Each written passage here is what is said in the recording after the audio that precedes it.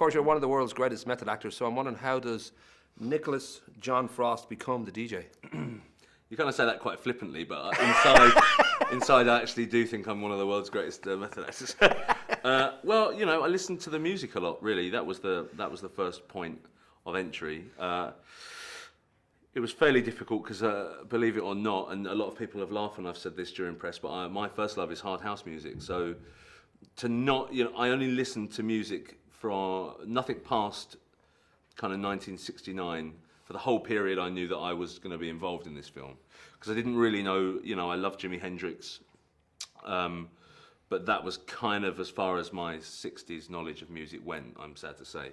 So I thought it was important to listen to a lot of 60s music. So as soon as I rapped, I kind of put on my Hard House Anthem 6, and that's all I've been listening to constantly since we've rapped. Well, I know that Bill pretty much said at the premiere in London that... Big Hard House fan, Bill Nye. Oh, he looks it, he looks it. But he sort of said that pretty much, like, this springtime, you're off the west coast of England, there's just, you know, sun, soul music, probably sex, given that you're all actors. There's just a sense that it was just entirely a fun shoot, which sometimes can be dangerous, because then you turn around and say, oh, we were supposed to do a film, and I don't know if anyone was paying attention, or... Yeah, I mean, there is that kind of school of thought that says if you enjoy making a film, it's going to be bad, but I'm not sure I agree with that. I think sometimes if you enjoy, and if you feel relaxed enough to enjoy what you're doing, I think you might give a better performance, you know. But it was a hoot. You know, it felt like the world's most expensive guerrilla picture, because we were just on a ship every day, and we would put the music on as we steamed out to the rich acting grounds off the south coast of England. You know, we were all living virtually in the same place too, so Sunday days would get fairly messy.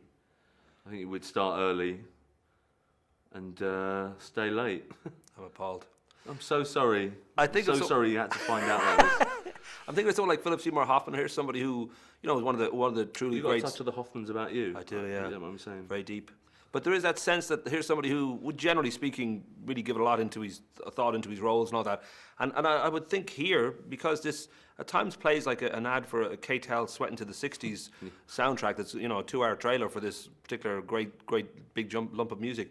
I don't know whether one even has to kind of go deep, because you kind of just know that it's about the gag, it's about the moment. We don't have to sort of have, like, you know, like you don't have to have an emotional hump on your back about something, or... No, this is not a film that I took home every night, which, you know, I have done in the past. But he, you know, people have that preconceived idea about Philip Seymour Hoffman. I think that he's gonna come on set as a kind of angry acting badger, and and you know, you can't talk to him, or you know, you can't look at him. But it really, couldn't be further from the truth. You were going to swear there, weren't you? A bit. Right. A little bit. It's been a while. You know, he was a gentleman, first and foremost. He's an amazing actor, and he's a real comedy talent, you know, and he has no qualms about mucking around with the makeup girls, or, you know, he mucks in. He was one of the crew, and we had a very nice relationship, I think. He was probably my best friend on board.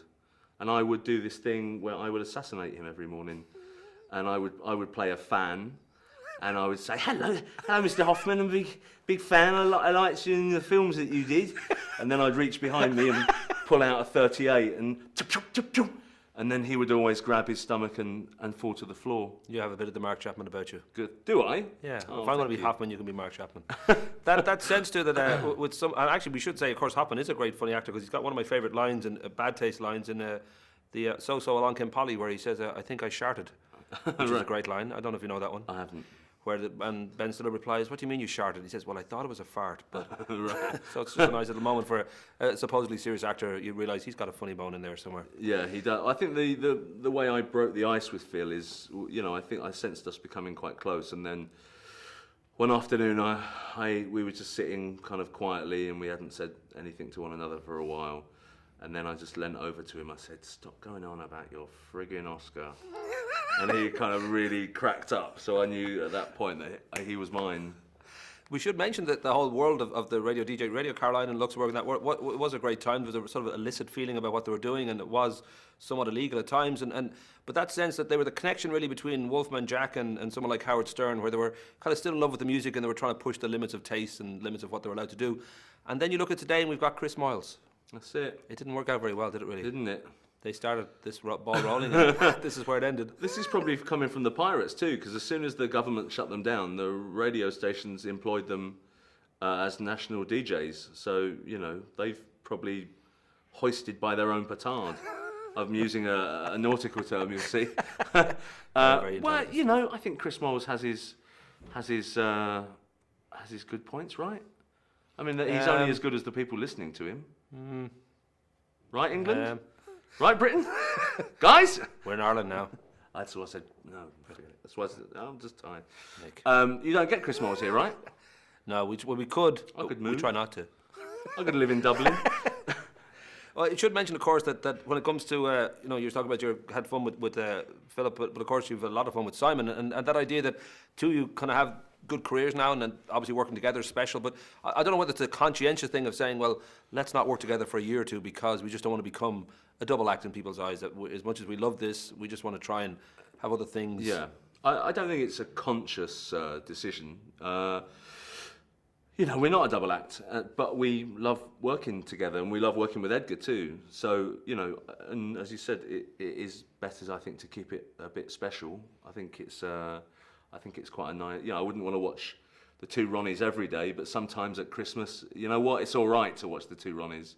So I wouldn't want to dilute, I think, what Simon and I have quite naturally. You've arrived when people start talking about a new artist being. It's you, the new David Bowie or the new whatever. And so Right. There's a duo in England that some people are saying was the new Simon Pegg and Nick Frost. And this is Matthew Horn and James Corden. But on the strength of Lesbian Vampire Killers, I think they might be the new Hale and Pace. Because it's not quite there Really yet. laughed then, didn't I? You could really sense the Schadenfreude falling out of me. But I don't know whether you've been noticing that or whether you've gone to see that movie or whether you'd be sort of aware of. No, I haven't seen it. I've no idea what it's like. Right. It would be. But you like the Hale and Pace line, right? Yeah, I loved it. Rock and roll. You can It's use not that. right for me to I'll say. give that to you.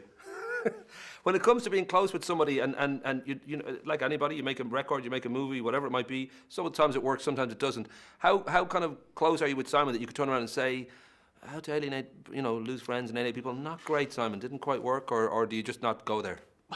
Well, no, I mean, if I'm honest, I watch him rather than the film, and I love watching him, and I love what he does. So, I wasn't really aware of what was going on around him. I was just kind of getting lost in him. But you're probably still aware of how a film hits or doesn't hit, or because you're lovers of movies, you're lover of gags that are kind of connected to whether it be Bad Boys or anything, that you just know where movies fit into people's psyche and if they're loved or if they're not loved or if they hit their target or they don't. Well, I mean, you've got to do what you've got to do, really, haven't you? I mean, I'm not, as I said, I mean, Simon and I are best friends, but we're not connected at the celluloid. He can, he's a big grown guy and he can make his own decisions, but I'm happy that he's doing what he wants, really. So you don't just sort of give him a hug and say, words aren't necessary? No. Okay. And what about when it comes for yourself? Because you're now in that position where, you're popping up on, obviously other people's movies like this one, and then when you get something like Wild Child, where it's... Mention Spielberg and Tintin. Oh, yeah, well done. I'm coming there. We've got 3 minutes. Yeah. But the idea that you get into a movie that you just know you're going to have fun, hopefully, with the character. You're going to have fun in the movie, but it's a pretty mainstream movie that won't be any kind of cutting edge, attempt to move comedy forward or backwards or left or right. Those kind of just, let's do it for the fun of it. Let's do it for the location. Well, I mean, I think we've done, Shaun of the Dead and Hot Fuzz were very special films, I think, and I think they will remain so. I don't think time will dilute that. So, if someone quite high up in working title phones me directly and said, hey, do us a favour, will you come and do a scene in Wild Child? I'm going to say absolutely, because they've been very good to us, and it gives. Even though I was in one scene, they said, what do you want to do? Do whatever you want. So as a character actor, you think, yeah, gay it up, let's get a big moustache. But I still grew that moustache though. That was my own. So you're the method. It's Sure. always method for you. We should mention, of course, the Tintin movie. Oh, yeah. I didn't know if you remember this detail, but the fact that you and Simon are playing the Thompson twins, it's The Secret of the Unicorn.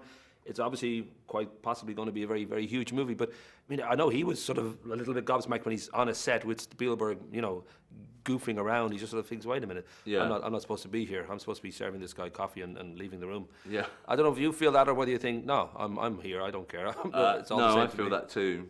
I've only been at Space was the first thing I ever did, so I've gone from being a waiter to, having Steven Spielberg kind of give me a bit of a cuddle and a bit of a bounce when he comes onto set.